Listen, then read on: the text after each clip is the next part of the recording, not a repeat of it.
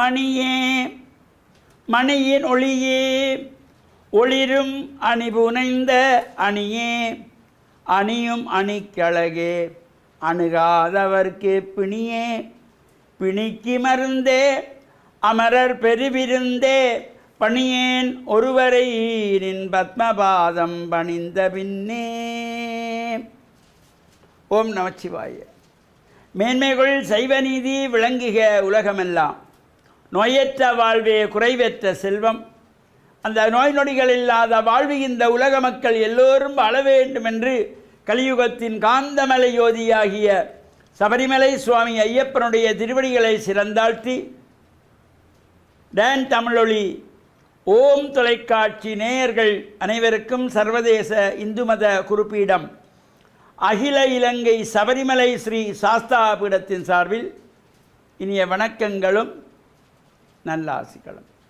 இன்றும் மங்களகரமான விஸ்வாவசு வருஷம் ஆனி மாதம் 26ஆம் நாள் 10/7/2025 வியாழக்கிழமை. இன்று மலர்ந்திருக்கின்ற இன்றைய பொழுதும் நம் எல்லோருடைய வாழ்விலும் எல்லா விதமான சிறப்புகளும் வெற்றிகளும் கிடைக்க வேண்டும் என்று இறைவனை பிரார்த்தித்து இஷ்ட தெய்வங்கள் குலதெய்வங்கள் பாரம்பரிய தெய்வங்களையும் வழிபாடு செய்து பெற்றோர்கள் பெரியோர்கள் தாய்மார்கள் குருவானவர்கள் ஆசிரியர்களையும் வணங்கி அவருடைய அன்பையும் ஆசியையும் பெறுகின்ற பொழுதும் எந்த நாளும் நமக்கு நல்ல நாள் என்று குரு வாரம் என்கின்ற வியாழக்கிழமை நாம் ஆசாரியராக ஆலயங்களிலே சென்று நவக்கிரகங்களுக்குள்ளே குபேர திசை என்கின்ற வடதிசை நோக்கி அமர்ந்திருக்கின்ற வியாழ பகவானுக்கு மஞ்சள் மலர்களாலே அர்ச்சனை வழிபாடுகள் செய்வது, மஞ்சள் பட்டி சாத்துவது, கொண்டல் கடலை நிவேதனம் வைப்பது, அதே போல் சிவன் ஆலயங்களிலே தெற்கு நோக்கி அமர்ந்திருக்கின்ற தட்சணாமூர்த்தி, அந்த தட்சணாமூர்த்தியையும் நாம் இந்த வியாழக்கிழமையிலே வழிபாடுகள் செய்து பிரார்த்தனைகள் செய்வது ஒரு சிறப்பை தருவது. இன்றைய தினம் பௌர்ணமி நிறைந்த நாள், ஆனி மாதத்து பூரணை. இலங்கை திருநாட்டில் பிரசித்தி பெற்ற சக்தி பீடங்களில் ஒன்றாக போற்றப்படுகின்ற நாகம் பூஜித்த நைனை ஸ்ரீ நாகபூஷணி அம்பாள் ஆலயத்திலே இன்று தீர்த்த உற்சவம். அந்த அம்பிகையானவள் கடல் சூழ்ந்த தேசத்திலே அமர்ந்திருக்கின்ற அன்னைக்கு தீர்த்த உற்சவம். இந்த உற்சவ காலங்களிலே காலை மாலையிலே நடைபெறுகின்ற அபிஷேகங்கள், ஆராதனைகள், பூஜைகள், தம்ப பூஜைகள், வழிபாடுகள், வசந்தண்ட பூஜைகள் இவற்றெல்லாம் நாம் கலந்து பிரார்த்தனைகள் செய்கின்ற பொழுதிலும் இந்த இறைவனுடைய இந்த தேவியினுடைய ஐந்தொழில்களை குறிக்கின்ற வகையிலே அமைவது இந்த உற்சவம் என்பது. சிருஷ்டி திதி சம்ஹார திரோபவ அனுக்கிரகம். படைத்தல், காத்தல், அழித்தல், மறைத்தல், அருளல் என்கின்ற வகையிலே இந்த ஐந்தொழில்களையும் குறிக்கின்ற வகையிலே அமைந்திருக்கின்ற உற்சவங்களோடு கூடியது இந்த மகோற்சவம். அன்னையினுடைய தீர்த்த உற்சவம் இன்றைய தினம் நடைபெற்று மாலை துவஜ அவரோகணம் என்கின்ற கொடியிறக்கு உற்சவம், அத்தோடு மௌன உற்சவம், இவையெல்லாம் அருளல் என்கின்ற தொழில் முத்தியை கொடுக்கக்கூடியது என்ற சிறப்பான இந்த உற்சவ காலங்களிலே நாமும் பக்தியோடு சென்று ஆசாரசீரராக நம் ஆலயங்களுக்கு செல்லுகின்ற பொழுது எப்பொழுதுமே நம்முடைய சமய கலாச்சார பண்பாட்டு உடைகள் அணிந்து ஆலயங்களுக்கு செல்ல வேண்டும். நாம் தொலைவிலிருந்து வருகிறோம் என்பதற்காக நாகரீக உடைகளோடு ஆலயத்துக்கு வந்து நாம் சாற்றுகள் சொல்லக்கூடாது. தலை விரித்து போட்டு கோவிலுக்கு போகக்கூடாது. தலைவிரி கோலத்தோடு கோவிலுக்கு போய் சாமி கும்பிட்டால் ஒரு பலனும் கிடைக்காது.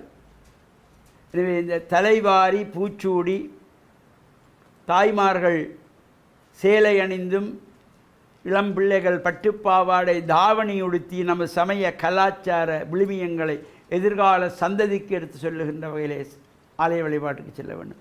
அதேபோல் ஆண்கள் நாகரிக உடைகளை தவிர்த்து வெள்ளை வேட்டி சால்வை அணிந்து ஆலய வழிபாடுகளுக்கு ஈடுபட வேண்டும். நாம் தொலைவில் இருந்து வருகிறோம் என்றால் பரவாயில்லை, நீங்கள் வந்து ஆலயத்துக்கிட்ட வந்ததும் இந்த கலாச்சார ஆடைகளை கொண்டு வந்து அணிந்து கொள்ள வேண்டும் என்ற சிந்தனை ஒவ்வொருவருக்கும் வர வேண்டும். நாம் ஒரு பாடசாலைக்கு செல்லுகின்ற பொழுது எப்படி வேணுமானாலும் செல்லலாம் என்று செல்ல முடியாது. அந்த பாடசாலைக்கு ஒரு சீருடை, ஒரு யூனிஃபார்ம், அது இல்லாமல் உள்ளே எடுக்க மாட்டார்கள். வேறு பாடசாலையினுடைய சீருடையை கூட அறுத்தி கொண்டு இன்னொரு பாடசாலைக்குள்ளே போக முடியாது. எனவே நம்முடைய ஆலயங்களிலே நமது சமய கலாச்சார விழுமியங்களை பாதுகாக்கின்ற வகையிலே கலாச்சார உடைகள் அணிந்து பிரார்த்தனையில் ஈடுபட்டு இறையருளை பெற்று மண்ணில் நல்ல வண்ணம் வாழ டான் தமிழொலி ஓம் தொலைக்காட்சி நேயர்கள் அனைவருக்கும் சர்வதேச இந்து மத குருபீடம் அகில இலங்கை சபரிமலை சாஸ்தாபீடத்தின் சார்பில் நல்ல ஆசிகளை கூறிக்கொள்வதில் மனமகிழ்வு கொள்கிறோம். வணக்கம்.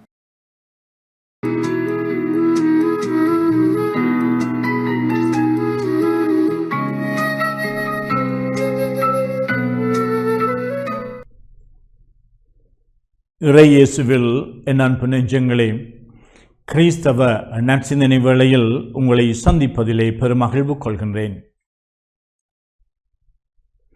எங்களுடைய வாழ்க்கை பயணத்திலே நாங்கள் செய்ய வேண்டிய, நாங்கள் ஈடுபட வேண்டிய சில கடமைகள், செயற்பாடுகள் இருக்கின்றன. ஆனால் நாங்கள் இவற்றை பின்போடுதல் என்பது ஒரு மனித பலவீனமாகும்.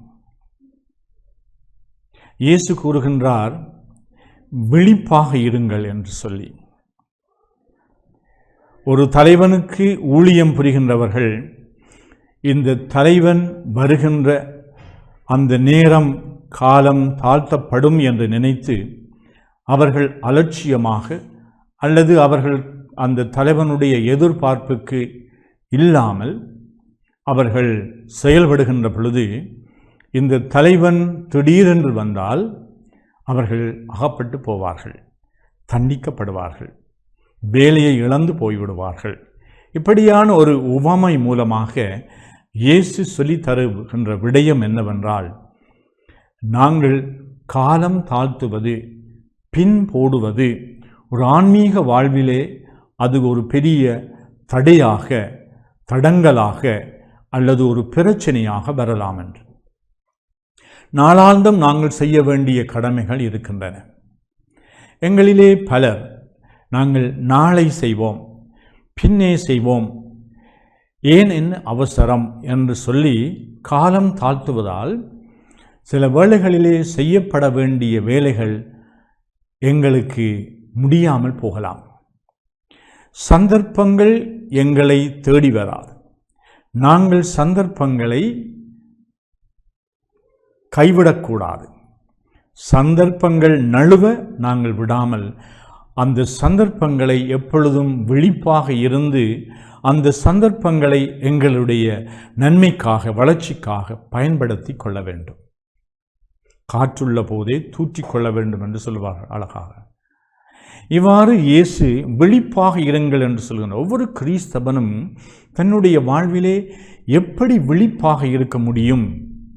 தூங்குவதற்கு ஒரு நேரம் இருக்கின்றது, ஒவ்வொன்றுக்கும் ஒவ்வொரு காலமும் நேரமும் இருக்கின்றது. அதனால் எங்களுடைய வாழ்க்கையை நாங்கள் ஒருங்கமைத்து எங்களுடைய வாழ்க்கையிலே செய்ய வேண்டியவற்றை நாங்கள் நிரல்படுத்தி அந்த வாழ்க்கையிலே நாங்கள் எப்பொழுதும் விழிப்பானவர்களாக, சோம்பல்தனமாக, அசட்டைத்தனமாக அல்லது எங்களுக்கு இது என்ன என்ற அந்த ஒரு அலட்சிய தன்மையிலே எங்களுடைய வாழ்வை நாங்கள் கட்டி எழுப்ப, எங்களிலே தங்கி இருக்கின்றவர்களுடைய வாழ்க்கையை நாங்கள் அவர்களுக்கு உருவாக்கம் கொடுப்பதற்கு தவறிவிடலாம்.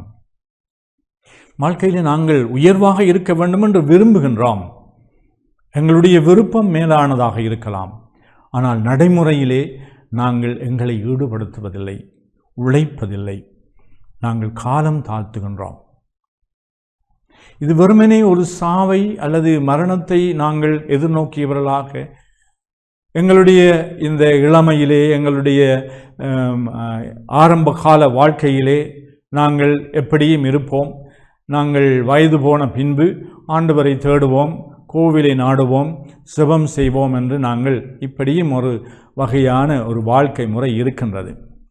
ஆனால் எங்களுடைய மரணத்தை, எங்களுடைய சாவை நாங்கள் எதிர்நோக்க வேண்டிய அப்படியான ஒரு கட்டுப்பாட்டிலே நாங்கள் வாழாமல் நிகழ்காலம் எல்லாம் நாங்கள் நிறைவோடு வாழ வேண்டும், மகிழ்ச்சியோடு வாழ வேண்டும், நல்லவர்களாக வாழ வேண்டும். எங்களுடைய வாழ்க்கையை பார்த்து மற்றவர்களும் அதை விரும்ப வேண்டும். வாழ்க்கையிலே நாங்கள் சந்தோஷமாக இருக்க வேண்டும் என்றால், இது நான் ஒரு மேலோட்டமான சந்தோஷத்தை களியாட்டத்தை பற்றி நான் பேசவில்லை. மாறாக இறைவன் தருகின்ற அமைதியான வாழ்வுக்கு நாங்கள் விழிப்பாக இருக்க வேண்டும் என்றால், பொறுப்புடையவர்களாக, கடமை உணர்வு உள்ளவர்களாக, எப்பொழுதும் நாங்கள் எங்களுடைய கடமைகளை தவறாமல் செய்கின்றவர்களாக, நாளை பின்னே என்று நாங்கள் பின்போட்டு அலட்சியப்படுத்தாமல் எப்பொழுதும் அன்றன்றாடும் இந்த ஆண்டவருடைய அருளை பற்றி எங்களுடைய வாழ்க்கையிலே நாங்கள் வளம் பெற வேண்டும் என்பதுதான் இயேசுவினுடைய போதனையாகும்.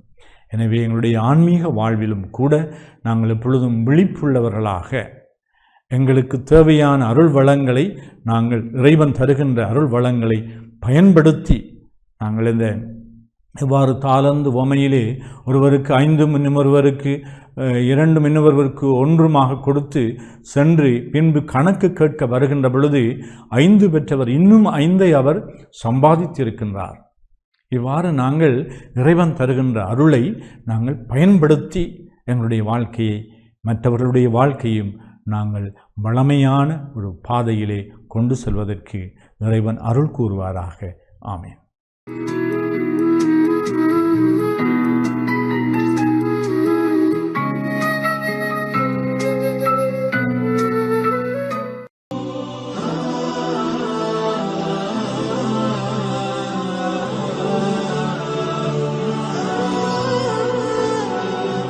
அஸ்ஸலாமு அலைக்கும் வரஹ்மத்துல்லாஹி வபரகாத்துஹு. அன்பின் ஈமானிய உறவுகளே, இஸ்லாமிய சகோதரர்களே, இந்த உலகத்திலே நாங்கள் பிறந்தது, அதேபோல் இந்த உலகத்திலே நாங்கள் வாழ்ந்து கொண்டிருப்பது, ஒவ்வொரு மனிதனுக்கும் ஒவ்வொரு இலட்சியங்கள் இருக்கும். முஸ்லீமாக நாங்கள் பிறந்த எங்களுக்கு மிகவும் ஒரு முக்கியமான ஒரு இலட்சியம்தான் இந்த சுவர்க்கத்தை அடைந்து கொள்வது. அந்த நிரந்தரமான உலகத்தை நாங்கள் அடைந்து கொள்வதற்கு இஸ்லாம் ஏராளமான வழிகாட்டுதல்களை காட்டிக் கொண்டிருக்கின்றது. அந்த வகையிலே அந்த வழிகாட்டல் அனைத்தும் எங்களுக்கு அந்த சுவர்க்கம் கிடைக்க வேண்டும். அந்த சுவர்க்கத்தை பற்றி இந்த மார்க்கம், இந்த அல் குர்ஆன், நபிகளார் ஸல்லல்லாஹு அலைஹி வஸல்லம் அவர்கள் ஏராளமான செய்திகளை, ஏராளமான ஆசைகளை இந்த சுவர்க்கத்தை அடைவதற்கு ஆசையூட்டி இருக்கின்றார்கள். அந்த வகையிலே அல்லாஹ்வினுடைய தூதர் ஸல்லல்லாஹு அலைஹி வஸல்லம் அவர்கள் சஹாபாக்களோடு பேசி கொண்டிருக்கின்றார்கள். இந்த நேரம் சஹாபாக்களை பார்த்து மிகவும் ஒரு அதிர்ச்சியான ஒரு தகவலை சொல்கின்றார்கள். அல்லாஹ்வினுடைய தூதர் ஸல்லல்லாஹு அலைஹி வஸல்லம் சொன்னார்கள், உங்களுக்கு இந்த உலகத்திலே எதை கேட்க வேண்டும் என்றால் அதிகமாக நீங்கள் கேளுங்கள் சுவர்க்கம். அல்லாஹ்வினுடைய தூதர் சொன்னார்கள், நரகத்திலிருந்து இறுதியாக வெளியே வரக்கூடிய மனிதன், யா அல்லாஹ் என்னை நரகத்திலிருந்து வெளியேற்றிவிடு. அந்த நேரம் அல்லாஹ் ரப்புல் ஆலமீன் சொல்வான், அடியானே உன்னை நான் வெளியிலே எடுக்கின்றேன், இதற்கு மேல் நீ எதையுமே கேட்கக்கூடாது. அந்த அடியான் சொல்வான், யா அல்லாஹ் இதற்கு மேல் நான் எதையுமே கேட்க மாட்டேன், என்னை எப்படியாவது வெளியே எடுத்து விடு. அந்த மனிதன் அப்படியே நரகத்திலிருந்து வெளியே வருகின்றான். வெளியே வந்தவுடன் பார்க்கின்றான், சிறிது தூரம் ஒரு மரம் தெரிகின்றது. யா அல்லாஹ் அந்த மரத்தை நான் அடைய வேண்டும். அல்லாஹ் ரப்புல் ஆலமீன் கேட்பான், கேட்க மாட்டேன் என்று சொன்னாயே, யா அல்லாஹ் இதற்கு மேல் நான் எதையுமே கேட்க மாட்டேன். அல்லாஹ் ரப்புல் ஆலமீன் அந்த மரத்திலே அனுப்பி வைக்கின்றான். சிறிது தூரம் பார்க்கின்றான், இன்னொரு மரம் தெரிகின்றது. யா அல்லாஹ் அந்த மரத்தை நான் அடைய வேண்டும். அடியானே கேட்க மாட்டேன் என்று சொன்னாயே, யா அல்லாஹ் இதற்கு மேல் நான் எதையுமே கேட்க மாட்டேன். சரி, அந்த மரத்தை அடைகின்றான். சிறிது தூரம் பார்க்கின்றான், இந்த மரத்தை விட மிக பெரிய ஒரு மரம் தெரிகின்றது. யா அல்லாஹ் அந்த மரத்தை நான் அடைய வேண்டும். அல்லாஹ் ரப்புல் ஆலமீன் கேட்பான், அடியானே கேட்க மாட்டேன் என்று சொன்னாயே, யா அல்லாஹ் இதற்கு மேல் நான் எதையுமே கேட்க மாட்டேன், அந்த மரத்தை நான் சென்றடைய வேண்டும். அந்த மரத்தை அடைந்தவுடன் பார்க்கின்றான், சொர்க்கம். யா அல்லாஹ் சொர்க்கம். அல்லாஹ் ரப்புல் ஆலமீன் கேட்பான், அடியானை கேட்க மாட்டேன் என்று சொன்னாயே, யா அல்லாஹ் இதற்கு மேல் நான் எதையுமே கேட்க மாட்டேன், எப்படியாவது சொர்க்கத்திலே நுழைய வேண்டும். அடியானை உள்ளே செல், உள்ளே நுழைந்து செல் என்று அல்லாஹ் ரப்புல் ஆலமீன் சொன்னவுடன் அந்த அடியான் சொர்க்கத்திலே ஓடோடி போகின்றான். போய் பார்க்கின்றான், எல்லாம் எல்லோருக்கும் சொந்தமாக இருக்கின்றது, எந்த ஒரு இடமும் அவனுக்கு சொந்தமான இடமாக கிடையாது. உடனே வெளியே ஓடி வருகின்றான், யா அல்லாஹ், சொர்க்கத்திலே நுழைந்தேன், எல்லாமே எல்லாருக்கும் சொந்தமாக இருக்கின்றது, எனக்கென்று ஒரு இடம் கிடையாது, யா அல்லாஹ், எனக்கென்று ஒரு இடத்தை தா என்று கேட்டவுடன் அல்லாஹ் ரப்புல் ஆலமீன் சொல்லுவான், அடியானே, உனக்கு இந்த சொர்க்கத்திலே என்ன வேண்டுமோ ஆசைவை. அந்த நேரம் அந்த அடியான் சொல்வான், யா அல்லாஹ், ஆசை வைத்து விட்டேன் இறைவா. மீண்டும் சொல்வான், அடியானே, மீண்டும் ஆசை வைத்து விட்டேன் இறைவா, ஆசை வைத்து விட்டேன் இறைவா. 5 முறைகள் அல்லாஹ் ரப்புல் ஆலமீன் ஆசை வைக்குமாறு கட்டளையிடுவான். அந்த மனிதன் 5 முறையும் ஆசை வைத்தவுடன் அல்லாஹ் ரப்புல் ஆலமீன் சொல்வான், அடியானே, நீ 5 முறை ஆசை வைத்தாயே, அதுவும் இந்த உலகம் இருக்கின்றதே, இந்த உலகத்தை போன்று 10 மடங்கு உலகமும் இந்த சொர்க்கத்திலே உனக்கு இருக்கின்றது, உள்ளே போ என்று சொன்னவுடன் அடியான் அந்த நேரத்திலே அல்லாஹ் ரப்புல் ஆலமீனை பார்த்து சொல்வான், யா அல்லாஹ், சொர்க்கத்திலே நுழைவாறு கேட்டேன், நுழையச் சொன்னாய், 5 முறை ஆசை வைக்க சொன்னாய், ஆசை வைத்து விட்டேன், ஆனால் இந்த உலகத்தை போன்று 10 மடங்கு சொர்க்கம், இவ்வளவும் எனக்கா? கேலி செய்யாதே யா அல்லாஹ் என்று சொன்னவுடன் அல்லாஹ் ரப்புல் ஆலமீன் சிரிக்கின்றான். சிரித்தவுடன் அல்லாஹினுடைய தூதர் ஸல்லல்லாஹு அலைஹி வஸல்லம் அவர்கள் சஹாபாக்களுக்கு முன்னால் சிரிக்கின்றார்கள். சிரித்தவுடன் சஹாபாக்கள் கேட்டார்கள், அல்லாஹினுடைய தூதரே, ஏன் சிரிக்கின்றீர்கள் என்று கேட்டவுடன் அந்த நேரம் சஹாபாக்களை பார்த்து அல்லாஹினுடைய தூதர் சொன்னார்கள், இந்த அடியான் சொன்ன வார்த்தையை கேட்டு, இந்த அடியான் இந்த கேலி செய்யாதே யா அல்லாஹ் என்று இந்த ஆச்சரியத்தோடு சொன்ன இந்த வார்த்தையை கேட்டு அல்லாஹ் ரப்புல் ஆலமீன் சிரித்தான், அதற்காக நான் சிரிக்கின்றேன் என்று சொல்கின்றார்கள். உடனே அல்லாஹினுடைய தூதர் சொல்கின்றார்கள், அல்லாஹ் ரப்புல் ஆலமீன் அந்த அடியானை பார்த்து சொல்கின்றான், அடியானே, சொர்க்கத்திலே நுழை. அந்த அடியான் சொர்க்கத்திலே ஓடோடி போகின்றான். போய் பார்க்கின்றான், அவனுக்கென்று தனியான ஒரு அறை இருக்கின்றது, கதவு திறக்கப்பட்டிருக்கின்றது.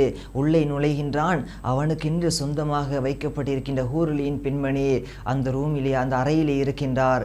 உடனே அந்த அடியான் சொல்கின்றான், அந்த மனைவியை பார்த்து, அந்த பெண்ணை பார்த்து சொல்கின்றான், அல்லாஹ் இந்த உலகத்திலே, இந்த சொர்க்கத்திலே எனக்கு வழங்கியதை போன்றோ. அந்த அடியானுடைய வார்த்தையை பாருங்கள், நரகத்திலிருந்து இறுதியாக வந்த அந்த அடியானுடைய வார்த்தையை பாருங்கள். அல்லாஹ் ரப்புல் ஆலமீன் இந்த சொர்க்கத்திலே எனக்கு வழங்கியதை போன்று வேறு யாருக்கும் வழங்கவில்லை என்று சொன்னவுடன் அல்லாஹினுடைய தூதர் சஹாபாக்களை பார்த்து சொன்னார்கள், ஹயாத்து தையிபா ஹிய நஈமுல் ஜன்னா, அமா தர்லா யா உமர் அன் தகூன லஹுமுத் துன்யா வலனல் ஆஹிரா. உமரே, இந்த உலகம் இருக்கின்றதே, இது காஃபிர்களுக்காக, ஆனால் அந்த சுவர்க்கம் இருக்கின்றதே, அது எங்களுக்காக. இந்த உலகத்திலே நீ எதை வேண்டுமானாலும் அல்லாஹ்விடத்திலே கேள், ஆனால் அவன் கொடுப்பான். ஆனால் உன்னுடைய இலக்கு, உன்னுடைய லட்சியம், உன்னுடைய எல்லா விடயங்களும் அந்த சுவர்க்கமாகத்தான் இருக்க வேண்டும். அந்த சுவர்க்கத்தை மறந்து விடாதே என்று அல்லாஹ்வுடைய தூதர் ஸல்லல்லாஹு அலைஹி வஸல்லம் அவர்கள் அந்த சஃபையிலே இருந்த உமர் ரலியல்லாஹு அன்ஹு அவர்களை பார்த்து சொன்னார்கள், அன்பின் ஈமானிய உறவுகளே, இந்த சுவர்க்கம் எங்களுக்கு கிடைக்க வேண்டும். இந்த சுவர்க்கம் மிகவும் இன்பகரமான ஒரு வாழ்க்கை, நாங்கள் விரும்பிய போன்று வாழக்கூடிய அந்த நிரந்தரமான உலகத்தை நாங்கள் அடைவதற்கு அந்த சஹாபாக்கள் உயிரை கூட தியாகம் செய்தார்கள். ஏன்? அந்த சுவர்க்கம் எங்களுக்கு கிடைக்க வேண்டும்.